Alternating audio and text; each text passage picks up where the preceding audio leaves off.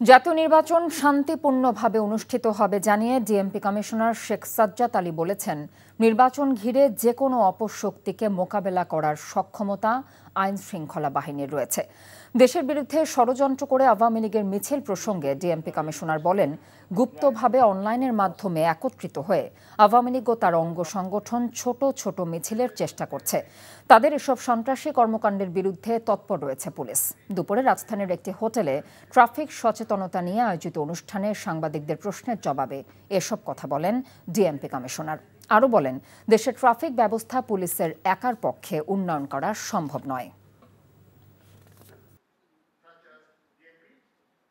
আমরা চেষ্টা করতেছি একটা নিরপেক্ষ সুন্দর নির্বাচন হবে। আপনারা দেখবেন এট দি এন্ড অফ নভেম্বর একটা চমৎকার নির্বাচনী পরিবেশ।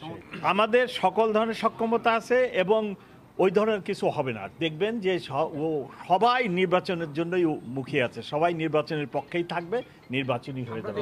দেশের বিভিন্ন শহর থেকে নাইট কোচে আসে, নাইট কোচে আসে কোনো এক জায়গায় দাঁড়ায় একটা ব্যানার পকেটে রাখে, একটু বের করে হাফ মিনিট বা 1 মিনিট ব্যানারটা একটা ভিডিও করে ফেসবুকে দিয়ে দেয়। বান্ডেল থাকলে প্রতি সেনমানিতে টাকা বাঁচবে। বিকাশ সেনমানি বান্ডেল কিনে জিতুন প্রতি লেনদেনে।